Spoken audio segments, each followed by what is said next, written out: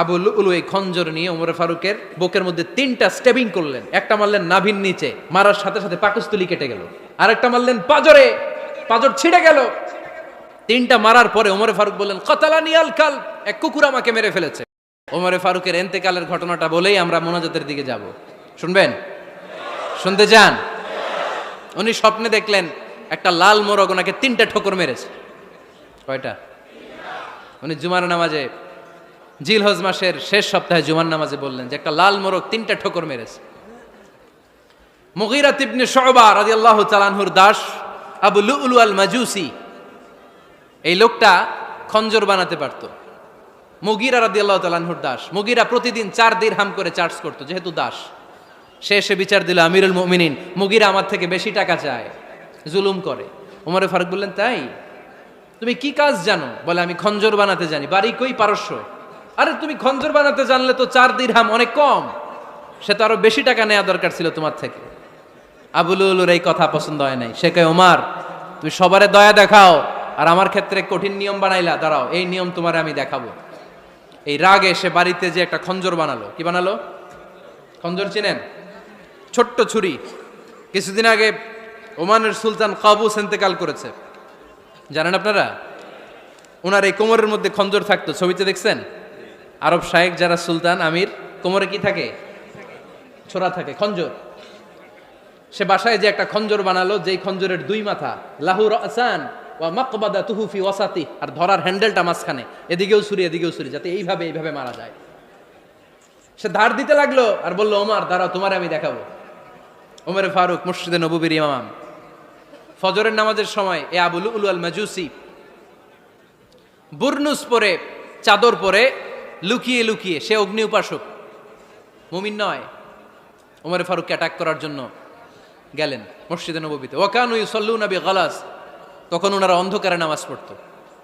নামাজের সময় যখন হলো, লুকিয়ে লুকিয়ে প্রথম কাতারে ওমর ফারুকের পিছনে মুয়াজ্জিনের পাশেই দাঁড়ালো, হাতে খঞ্জর।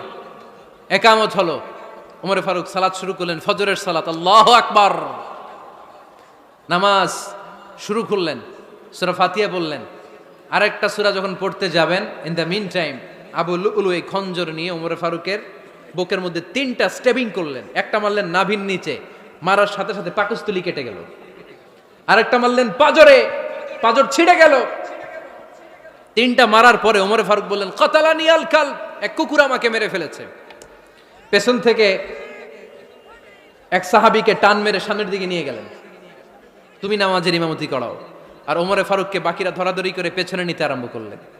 আর এই আত্মাই আক্রমণ যে করেছে, সে কাতারের মাঝখান দিয়ে যেতে আরম্ভ করলো আর 2 দিকে ছুরি মারতে আরম্ভ করলো। 13 জন সাহাবীর গায়ে ছুরি মেরেছে, 7 জন সাহাবা স্পট ডেথ, জায়গায় মৃত্যু। এই ভয়ঙ্কর অবস্থা দেখে এক সাহাবী বুরনুস, এক ধরনের জুব্বা আছে মাথাওয়ালা, অনেকে জ্যাকেট পরছেন না এরকম মাথাওয়ালা, লম্বা জুব্বা আছে, আরবরা শীতে পরে মাথাওয়ালা। এই মাথাওয়ালা জুব্বা বের করে এক সাহাবী জালের মতো তার দিকে উড়ায় মারলো। ওই বুরনুসের মধ্যে পেঁচিয়ে আবু লুলু মাটিতে পড়ে গেল আর সুইসাইড করে ফেললো, নিজের বুকে নিজে মেরে আত্মহত্যা। যেই সাহাবীকে ইমামতির জন্য দাঁড় করালেন, উনি ছোট্ট সূরা দিয়ে, প্রথম রাকাতে সূরা আল কাউসার, দ্বিতীয় রাকাতে সূরাতুল ইখলাস দিয়ে নামাজ শেষ। ওমর ফারুক বেহুশ। ওমর ফারুক কি? হ্যাঁ, বেহুশ। সবাই কান্নাকাটি করতেছে, সবাই দেখতে গেলেন, এখন হুঁশ ফিরে না। মুখের মধ্যে, মুখ খুলে রাষ্ট্রের চিকিৎসক মুখের মধ্যে দুধ দিলেন, ওই নাভি দিয়ে দুধ বের হয়ে যায়, পাকস্থলী কেটে ওখান দিয়ে দুধ বের হয়ে যাচ্ছে। তারা বললো ওনারে বাঁচানো সম্ভব না, দেখেন হুঁশ ফিরে কিনা। হুঁশ ফিরলে ওনার পরে কে আমির হবে, উনি যেন প্যানেল ঠিক করে দিয়ে যায়। সবাই তাকিয়েছে ওমর ফারুকের চোখের দিকে। আল্লাহর মেহেরবানিতে ঘন্টা খানিক পরে উনি চোখ খুললেন। চোখ খোলার পরেই বলেন নাই ও মা আমি মরে যাই। চোখ খোলার পরে উনি বলেন নাই কে মারলো আমারে। চোখ খোলার পরে উনি বলেন নাই আমার পরে নেতা কে হবে। চোখ খোলার পরে সর্বপ্রথম কথাটি ছিল আসল্লান নাস, আমার নেতৃত্বে যে ফজরের নামাজটা শুরু হয়েছিল এটাকে ঠিকমতো তোরা পড়েছিলি? আমার নেতৃত্বে যে ফজরের জামাত শুরু হয়েছিল সেটা ঠিকঠাক মতো সমাপ্ত হয়েছিল কিনা আগে বল। আসল্লান নাস, নামাজটা হয়েছে কিনা বল। সুবহানাল্লাহ বলতে পারলেন না? This is Umar, hour super hero. নেতা অনেকগুলো লাগে না, এরকম নেতা একটাই যথেষ্ট, যে গোটা বিশ্বকে কাঁপায় দিতে পারে। চিল্লায় বলো ঠিক কিনা? আমরা চাই আমাদের ছেলেগুলো ওমরে ফারুকের মতো বড় হোক। আমরা চাই আমাদের ছেলে মেয়েগুলো খাব্বাব, খুবাইব, সাইয়েদনা আলী, উসমান, আবু বকর রাদিয়াল্লাহু তাআলা আনহুর অনুসরণে বড় হোক। ঠিক কিনা? আমরা একটা ওমর চাই যিনি আমাদেরকে সালাতের শিক্ষা দিয়ে গিয়েছেন, ইন্তেকালের আগে বলেছেন সাল্লান নাস। এজন্য আমরা যেন নামাজ কখনো নষ্ট না করি। আল্লাহর জমিনে দিন বাস্তবায়ন আসাদ্দুহুম ফি আমরিল্লাহি ওমর রাদিয়াল্লাহু তাআলা আনহুর মতো এত কঠোর কেউ ছিলেন না। তাই দিন বাস্তবায়নে আমরা যেন কাউরে ছাড় না দেই। সবার আগে আল্লাহর দিন, সবার আগে আল্লাহর কোরআন, সবার আগে আমার ইসলাম। ঠিক কিনা? চাইলেই কেউ এদেশ থেকে ইসলামরে মিটাই দিতে পারবে না।